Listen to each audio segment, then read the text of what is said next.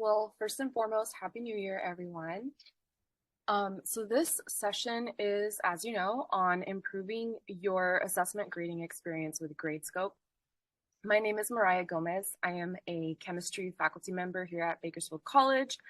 I'm in my third year of teaching, and I have been using Gradescope for 5, 6 years because I was using it during my time as a teaching assistant, which I'll talk about more in just a second. But before we get into all that fun stuff, oh, let me pull up the chat because as you know, while I'm sharing my screen, I can't see the chat. Okay, so one person says they can't hear anything. Is anybody, can I get a thumbs up if you can hear me? Okay, Angela says she can hear me. Interesting. Jessica, keep me posted. Yes, try adjusting your audio settings on Zoom. Thanks, y'all. I'm having flashbacks to when we were on Zoom. Alrighty, well, I'm gonna go ahead and proceed. So the first thing that I wanted to kind of gauge is what your experience is. I would love to, oh good, I'm glad your audio is working now.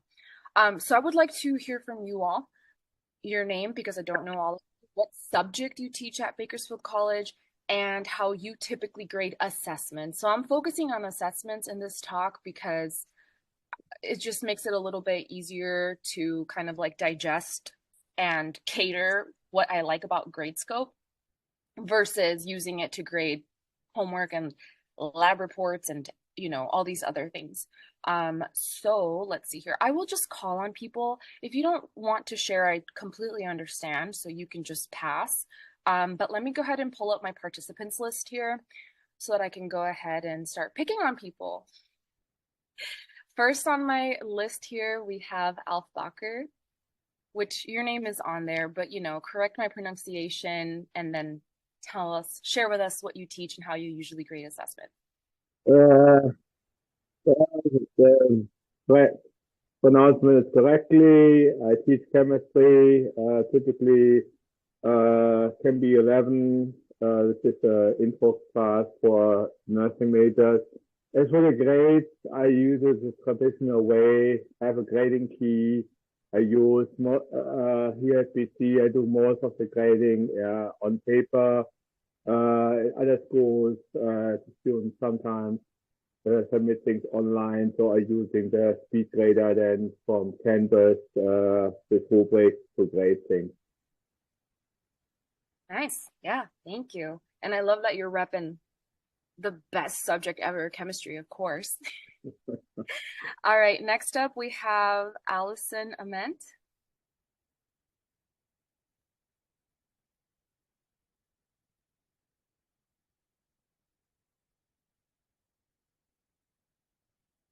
Allison, one more call. Okay. And Angela. Hello.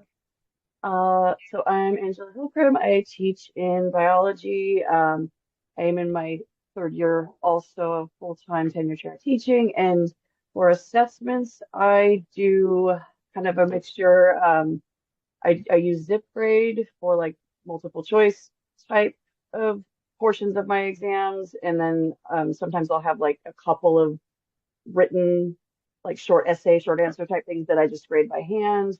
And then for my lab practicals, I usually also just grade those by hand, but it's a pretty straightforward, like form type of thing.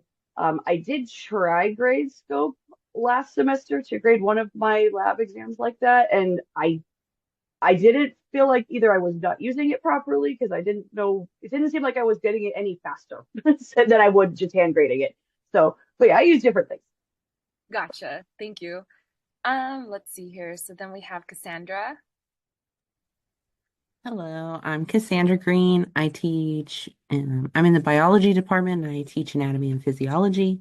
I usually use Scantrons for my multiple choice. I haven't switched to ZipGrade yet, but I probably will soon. And then I also have lab practicals and I grade those by hand. Okay, gotcha. Perfect. Got a lot of bio rep today. Charlie?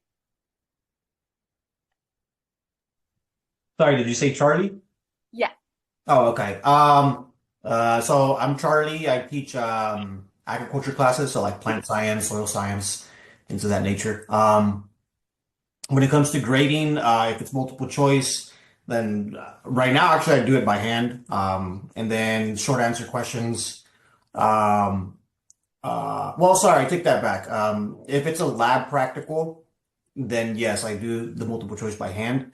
But if it's like something else, like their weekly assignments, then I let Canvas take care of that for me, so it speeds things up a little.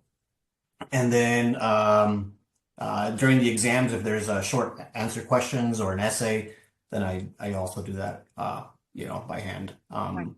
Mhm. So yeah, so yeah, I haven't used any of the ones you've mentioned yet, so but looking to so. Yeah, totally. Thank you so much for sharing. And this is great for me to know, right? Because we're all from different disciplines, and it'll kind of give me a good idea of how I can explain the features of Gradescope, which work well for me and my discipline, but then I'm trying to keep in mind how other folks can also use it. Let's see here. We've got David.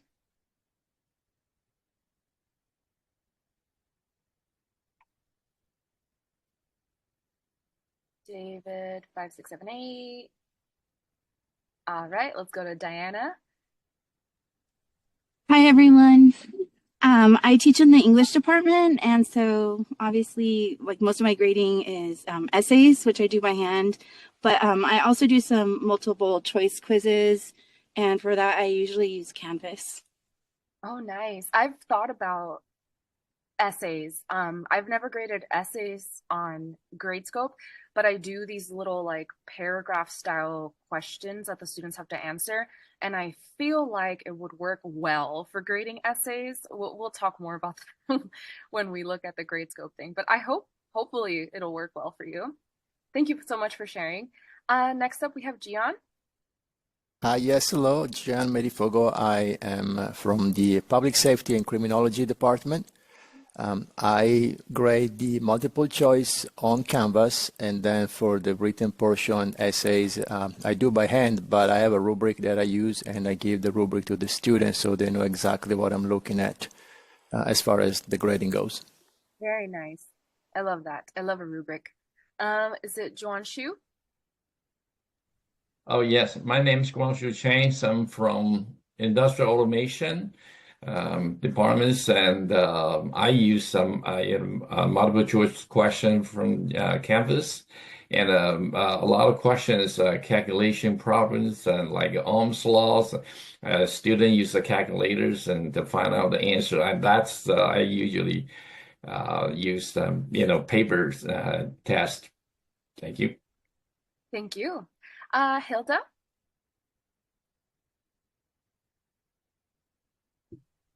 Hello, everyone. My name is Hilda. I teach in the business department. Well, typically for the multiple choice, I use Canvas, and any short answers I do by hand. And as for the projects, I give them a rubric, and I go. Gotcha. Nice. And then let's see, we have Jessica going down the list here. I teach psychology, statistics, research methods, and general psychology. I use mostly anything that's a paper or something. I use Turnitin, and then I download and actually use Word and do track changes on Word to give feedback. As far as anything that's on Canvas quizzes, I give personalized feedback. For example, stats and everything, I give feedback in the comments section. I don't have any automated feedback. I kind of like to figure out certain feedbacks to way to automatically give the stuff I say over and over again, but as of yet, I have not done anything like that. Yeah, that's one of my favorite things about Gradescope compared to like SpeedGrader, for example. Oftentimes we find ourselves repeating the same type of feedback, even if it's having to be typed out. It takes a long time, right? Yep. Canvas saves it. And so or not Canvas, excuse me, Gradescope saves it. And so you can just pull it up. You can even edit it recycle, reuse it, and edit it. So we'll talk more about that in a second. But I got really excited because that's one thing that Gradescope helps with in terms of being more efficient with time and all that good stuff. But thank you so Right. much, Jessica. Let's see. So then we have, oh no, it's mixing up my list here. Juan, I believe we're on Juan now. Hi, good morning, Mariah. Juan Manzano here. I teach out of the business department. Like Hilda, I use a variety of different tools. I do rely heavily on multiple choice, Canvas. I do teach a Comp B5 class where in the past I've used a software through Pearson's and that auto-graded. I'm sorry. I'm sorry, I don't know if I spoke over someone. Oh, I think you're okay. Yeah, you're okay. All right. Yeah, that's about it, Mariah. That's what I use for my class. Okay, wonderful. Thank you. Let's see here. Israel? Hello, I'm Israel Montesino. I teach respiratory therapy, which is new. It actually hasn't started yet, but in the meantime, I'm teaching a lot of medical terminology. So for my assessments, I'm mostly using Canvas, multiple choice. I do have some other assignments that, lists of abbreviations, lists of definitions that I use, which are all hand graded. I'd love to find some way to automate that because I usually get, several groups of students that it's time consuming to hand grade a lot of different assignments. The only advantage I do is I don't accept paper assignments from them, so they have to upload it into the Canvas. So that way I can use SpeedGrader to kind of flip through them quickly and try to speed that up somewhat. Right. Yes, definitely. I feel you on that. Next up, Monica. Hi, everyone. I'm Monica. I teach in the biology department. I teach general bio and then just recently anatomy and physiology. And there's a lot of grading in that class, which I'm sure for everyone there's a lot of grading, but it's a lot of manual grading because it's a bulk of the questions and the assessments are short answer. So it takes quite a bit of time, and that's both for the lab practicum and for the written lecture exams. And so I use a combination of zip grade and then just manual grading. Thank you so much, Monica. Priyanka? Hi, I'm Priyanka Longacre and I teach chemistry. Just exactly like Monica, I use ZipGrade and a lot of hand grading. So those are my two things. I have short quizzes on Canvas, which is the speed grader, but just about it. So I'm curious about Gradescope. Thank you. Yes, thank you. Sarah? Hi, I'm Sarah Villasenor. I teach student development, and I usually grade my assessments, the multiple choice through Canvas, and then short answers I grade by. Right. Mm-hmm. And last but not least, Stacy. Hi, I'm Stacy. I teach in the biology department as well. I teach biology and microbiology. Typically, for like exams, I use a Scantron, and then the rest of it is just graded by hand. Like Monica said, basically, mostly all assessments are going to be, short answer, and so I just do those by hand. And then daily like quizzes or weekly quizzes, I usually just do those by hand too. So I'm interested to learn, different ways to grade. That would be more efficient for me. Definitely. For me, I still do a lot of grading by hand, specifically with laboratory reports. I guess I could use Gradescope. I just, I'm still optimizing my evil plans here. But for assessments, for sure, I always use Gradescope. And one of the things I like about that is the turnover time for getting the students their scores and their feedback.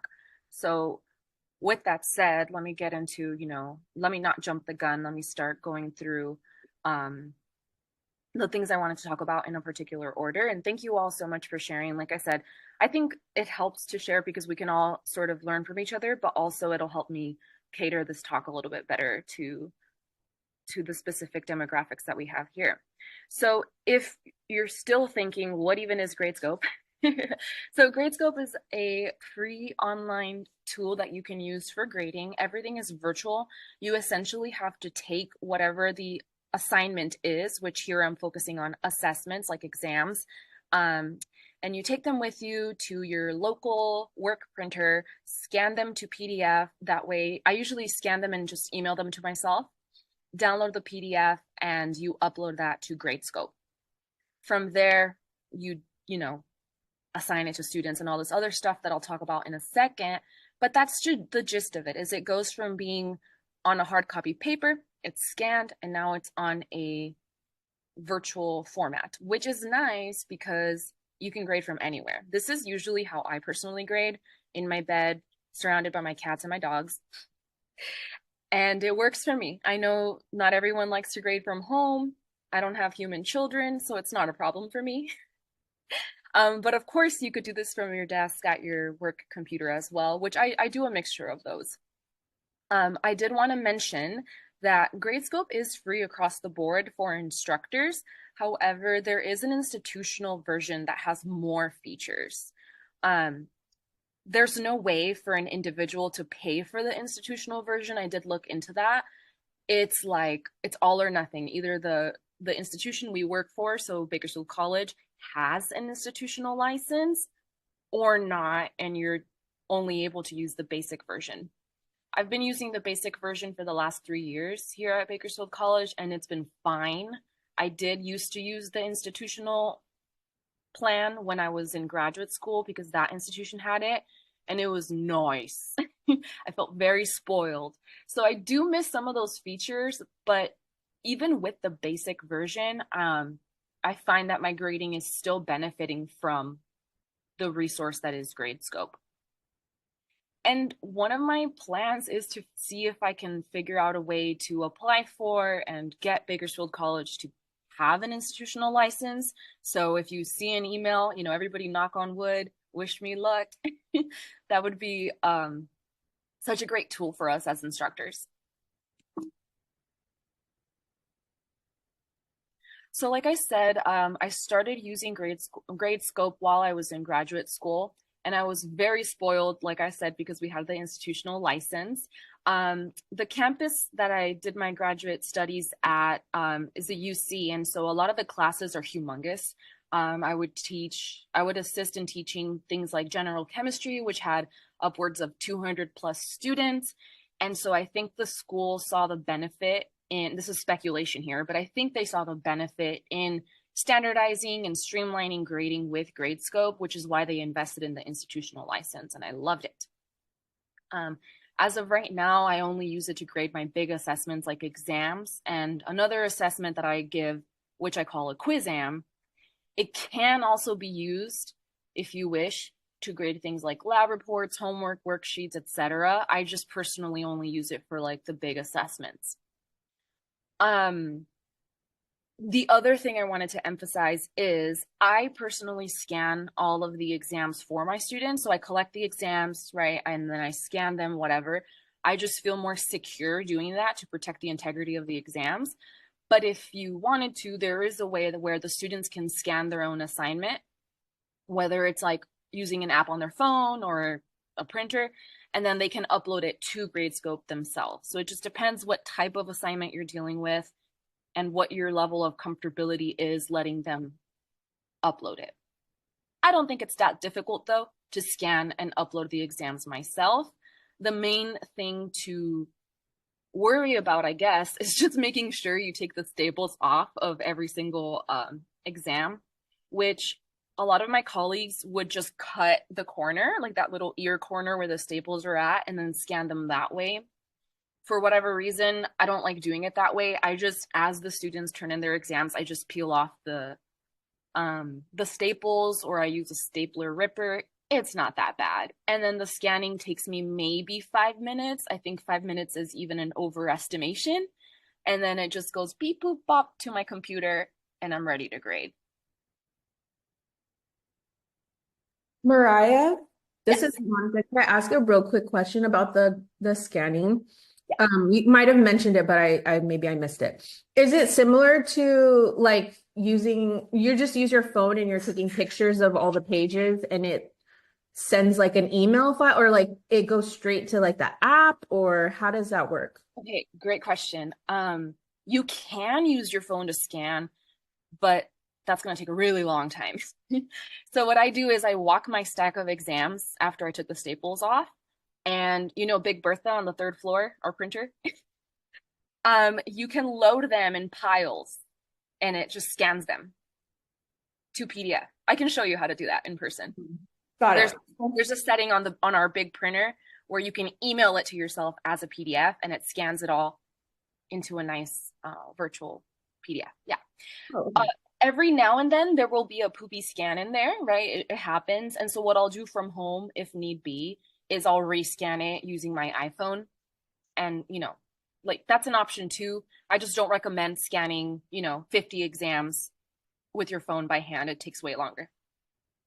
But thank you for your question. That's a really good clarification point. Alrighty. So just to kind of emphasize some points about Gradescope that keep me coming back to using it, even with the basic plan. So the first one is that all of the scoring is done with a rubric. And I know a lot of you also use, hopefully, we're all using rubrics, but having a very clear rubric with specific distribution of points is obviously really important for standardizing how you grade, but it also makes it accessible for the students to see how you're grading. So when you publish your grades for them, they can see the rubric on there, the point breakdown.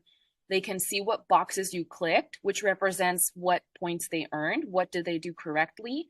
You can adjust the settings to make it positive or negative scoring options. What that means is, so I have mine set so it's positive scoring.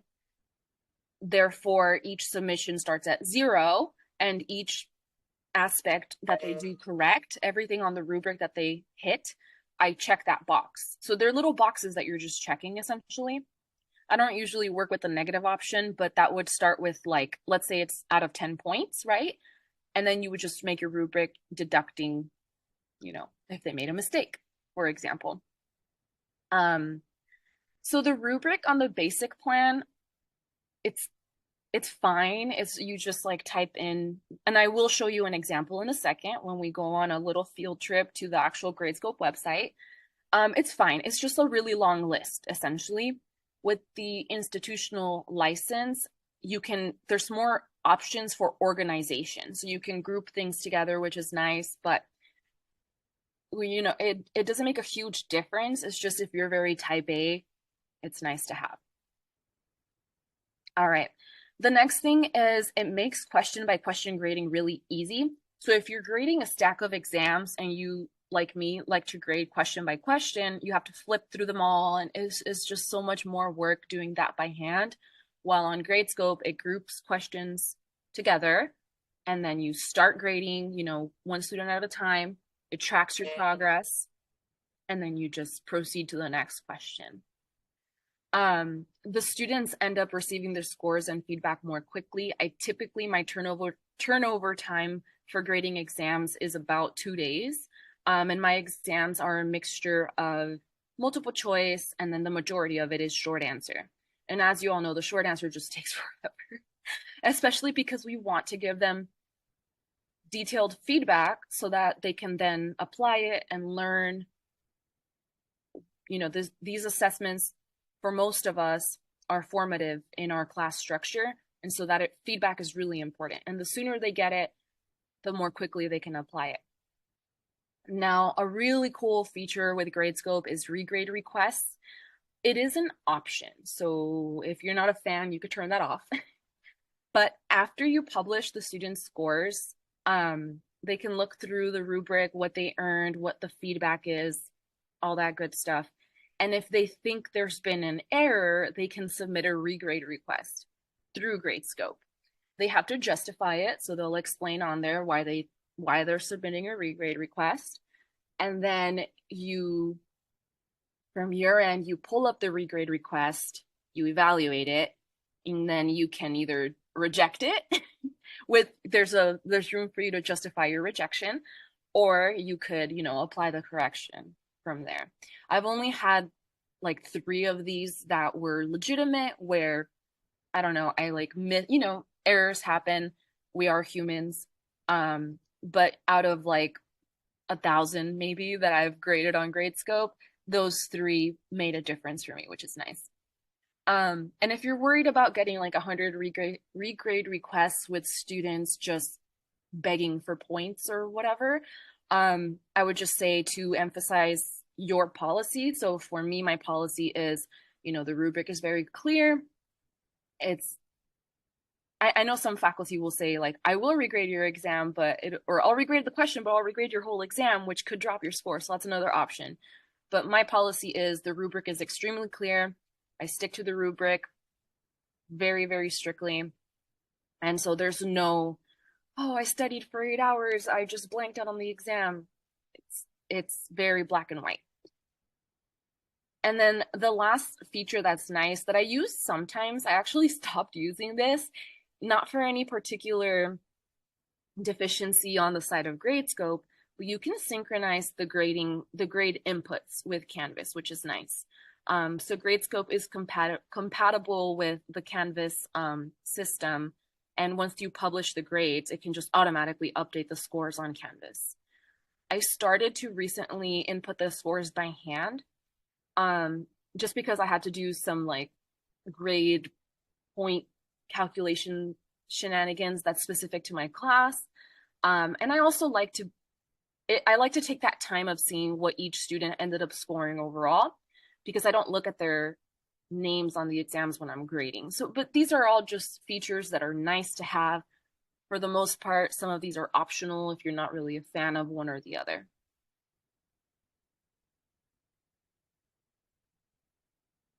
All right, so let's say you have your Gradescope account, which, by the way, your first semester using Gradescope, you can use the institutional trial, which has just more features and, it's nice.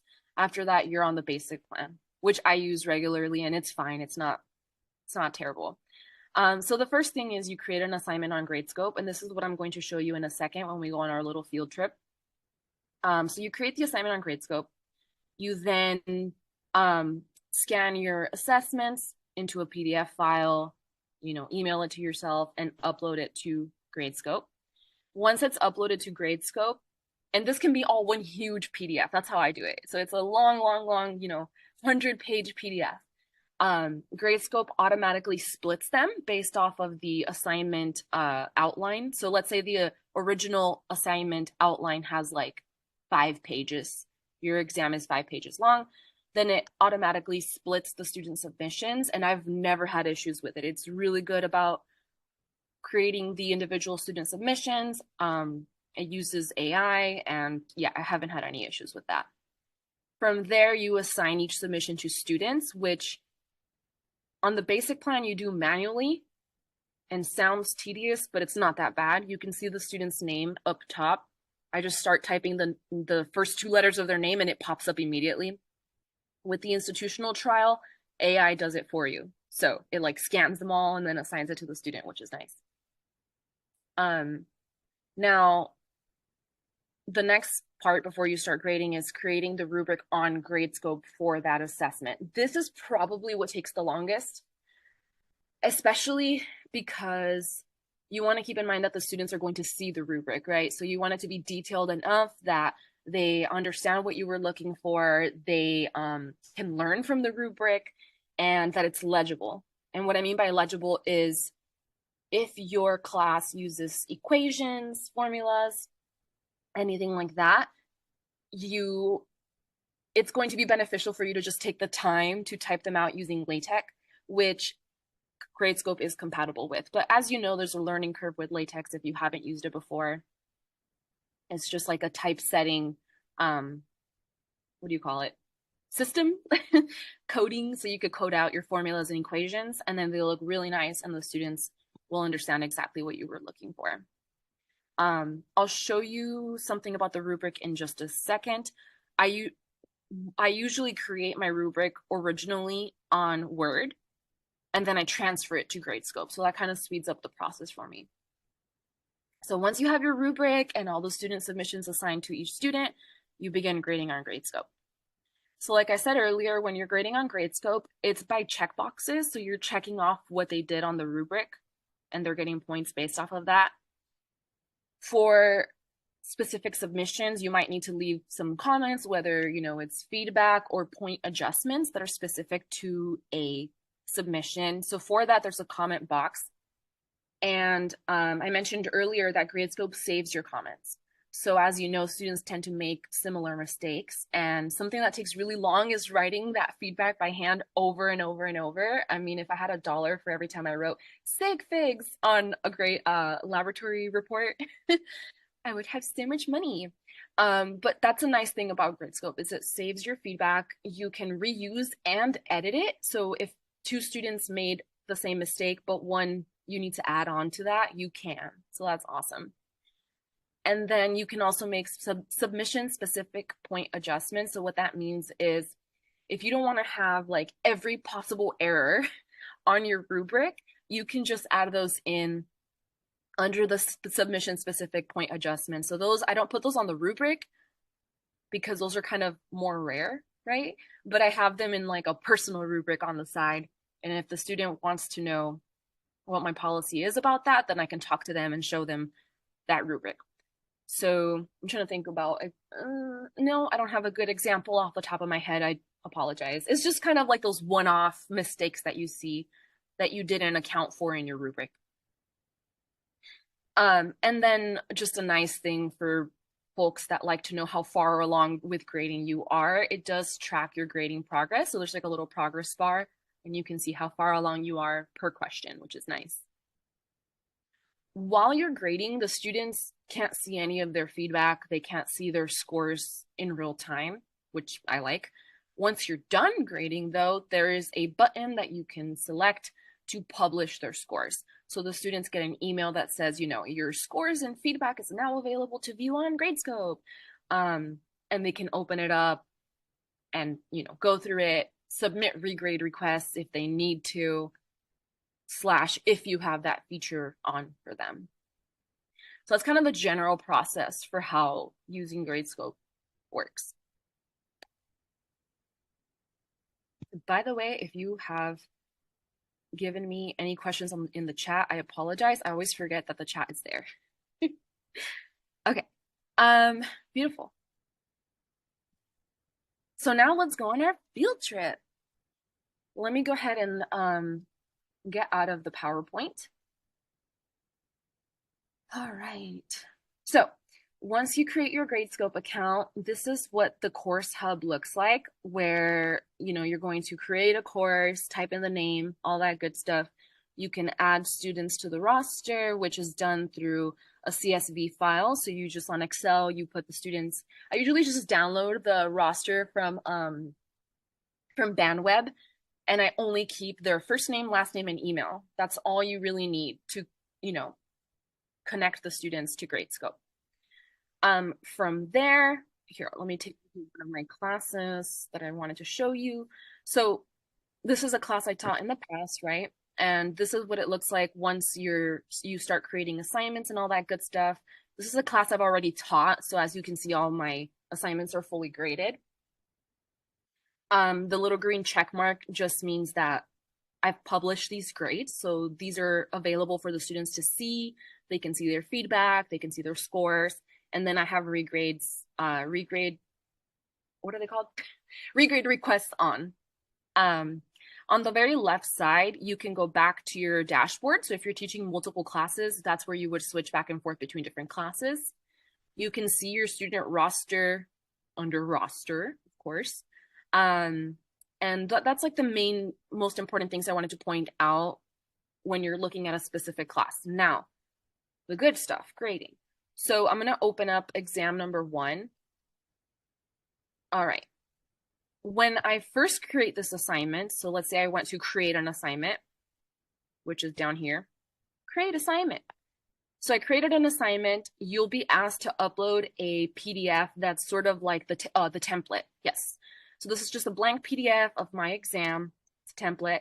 You want to add a name region and highlight where that's at. This is nice because it's going to zoom into that when you're assigning submissions to each student. Now, in the template, you need to highlight each question, each of the, you could do this for multiple choice as well, but like I mentioned earlier, this is very biased to how I use it. I use this for short answer questions. You can do this for multiple choice though. So I highlight my first short answer question, right? I label it something that's clear for myself and for the students, and then I write in how many points it's worth. So I already know how many points everything is worth because I have a rubric. Oops, that's not the rubric. Hold on. Exam 1 rubric. Here. When I'm creating my exams, I concurrently create a rubric that looks like this. So I'll know exactly how many points each question is worth, and I just transfer that to Gradescope. So this is the overall points for each question. Question 2, you highlight it, and these boxes are adjustable, so you can cover, you know, how long on the page is each question, and so on and so on. At the very top, it tells you how many points your exam is worth in total, and then from there, you save your outline. Now, after you've scanned all the exams to a PDF, right, you can select the PDF file off of your computer and upload it on here. So I wanted to show you what Gradescope does to that huge PDF file that I uploaded. It chops it up by submissions. So here's one submission, right? Here's another, and it's assigned to each student, which I did that, you know, manually. But this is what it looks like, and it's nice because you can check it. So you can actually, like I said, I haven't had errors with Gradescope, but in case there might be an error, you can look at the submissions and make sure that they are correctly partitioned.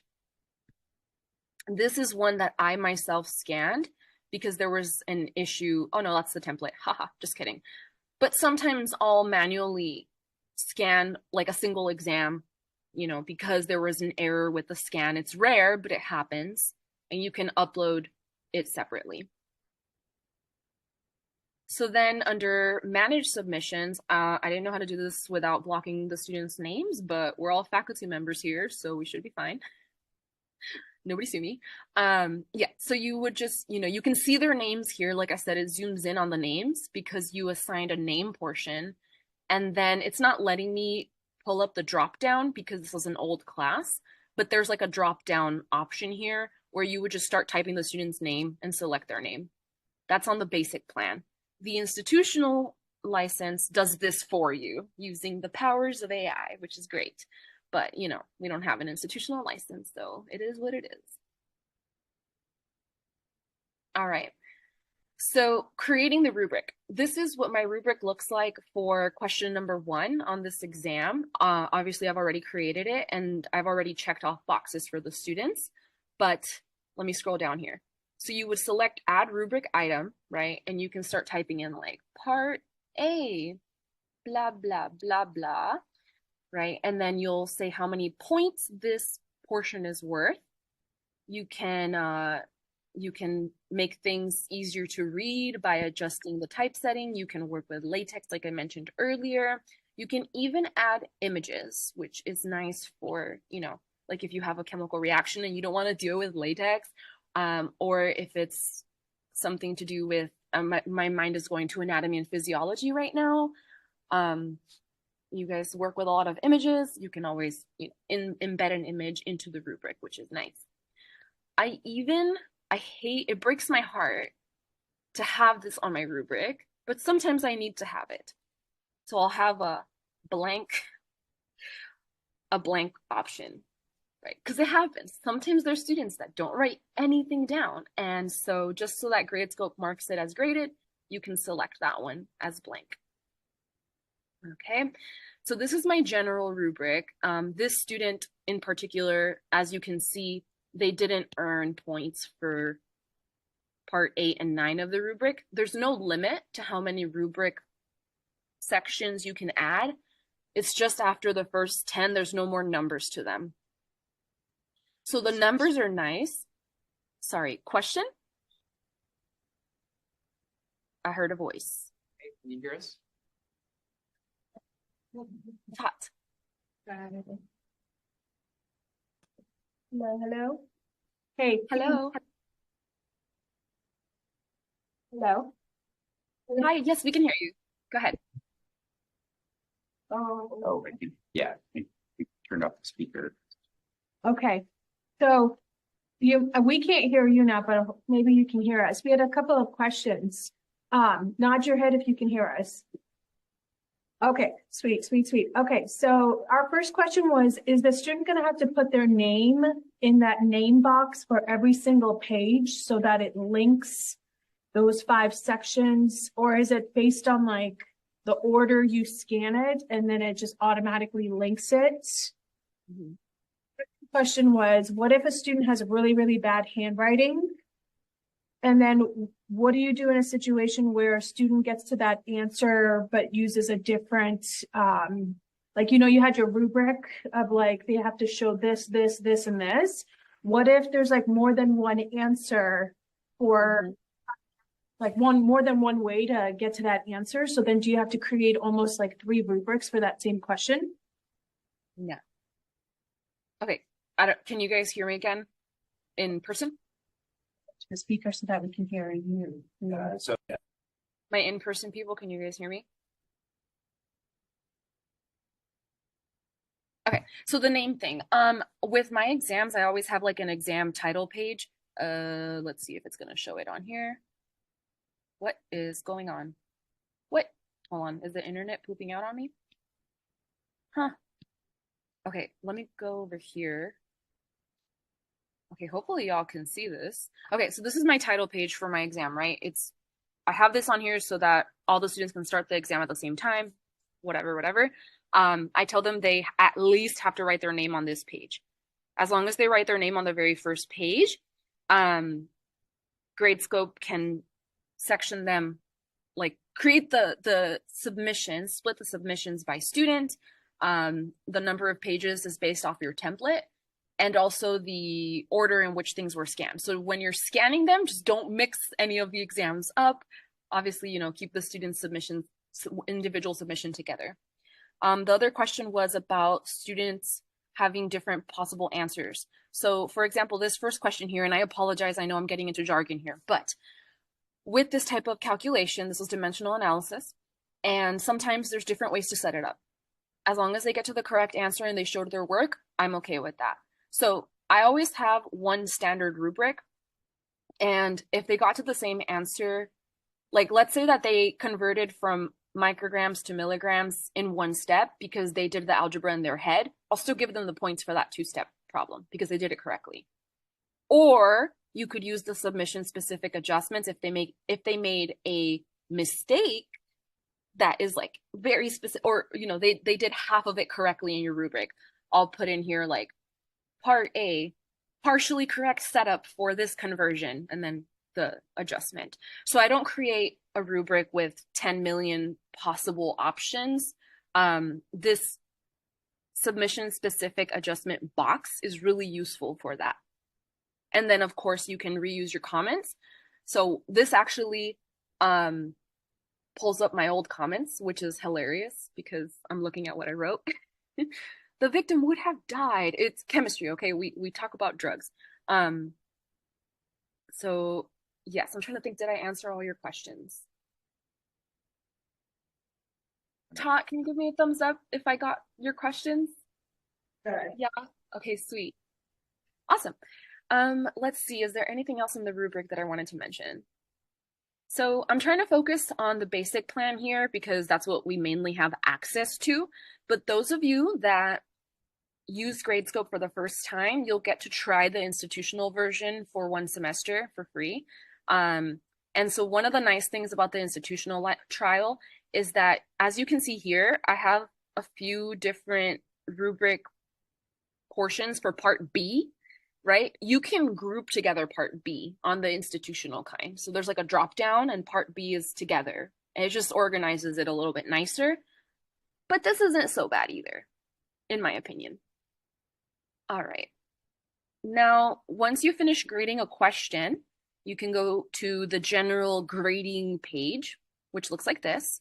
So here's my 4 short answer questions.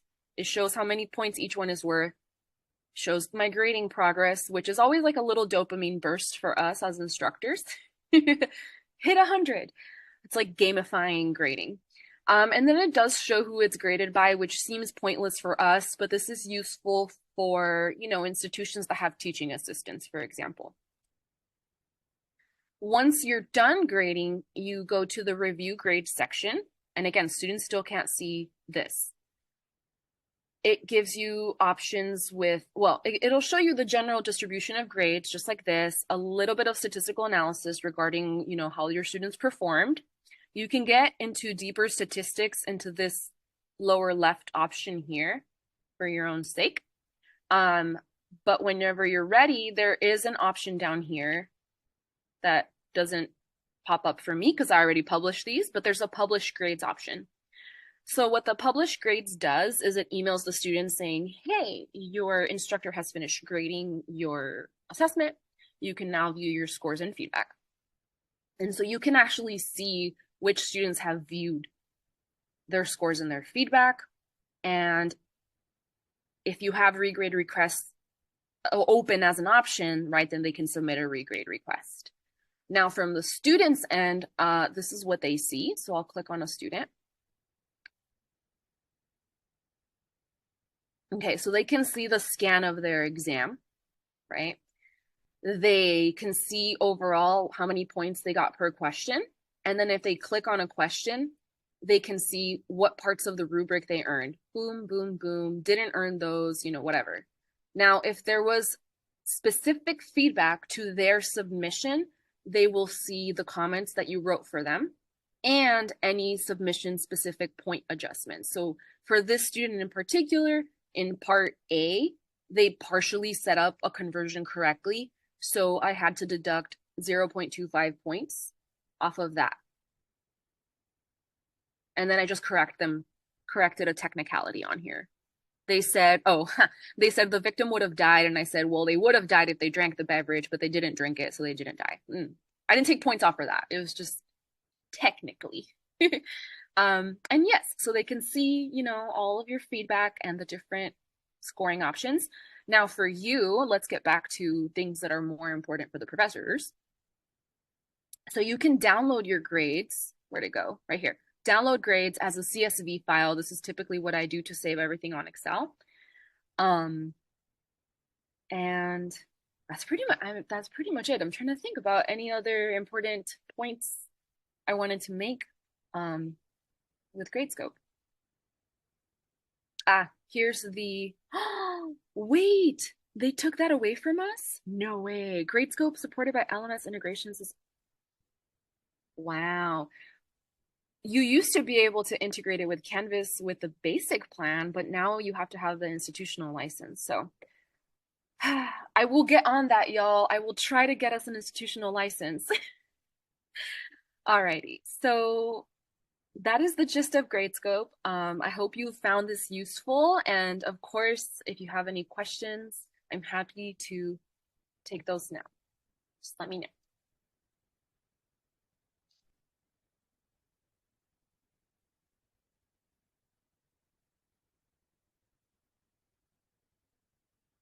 Again, this was very biased to how I use it, but of course, there's so much you could do with Gradescope. Work. Yeah. Mariah, I think this was really great. If you draft a letter, I'm sure you can get a lot of our faculty to sign and support it, and then we can send it off to Dan, and then he can push it up. So, especially Academy and Biz, I think it would be amazing because they have one-word answers, don't you think? And then also, can you technically for the multiple choice, let's say you have 75 multiple choice questions, right? Could you have them put their answers on one form that sort of looks like a bubble sheet, but is a regular document, and then create a rubric off of the bubbles and then have that be graded? Yes. So Gradescope does have features for grading multiple choice questions. I haven't been using them personally, I know it's really good with the institutional license, which I'm trying not to talk too much about that one because we don't have access to it really. But it's super easy with the institutional license. There are options with the basic plan. I just haven't played with them too much. Which I will play with them more. As of right now, whenever I do use multiple choice, I don't use it often, but when I do, like for the final exam, they have it's still short answer and multiple choice, right? But I have more multiple choice. That's when I use hey, what is it called? Zip grader? It's the one that you scan. It's not Gradescope. So I'm still exploring those features with the basic plan of Gradescope. Okay, and then if I have like 3 different versions of an exam that I administer to a student, I know my grid doesn't really crazy like that. What we would have to do is we would have to like have the title match the title on the document, right? Because like what I'm trying to understand is like exam 1A, right? And I have a rubric for exam 1A, and then the student takes exam 1A, but another student takes like exam 1B. Am I going to have to do am I going to have to separate it into 3 different PDF uploads? I think, yeah, I think the most efficient way of doing that would be to create 3 separate assignments, like exam 1A, 1B, 1C. Right. It is, you know, clearly it's going to be more work that way. I always just do one for the short answers. I just do one exam. Haven't had any questions so far. Knock on wood. That's it for us. Thank you so much. Yes, thank you so much for the great questions, and thank you everyone for your time, and also for just dealing with my lack of spatial awareness when it comes to navigating the campus. I'm always getting lost. I hope you all have a great rest of your Flex week, and Happy New Year!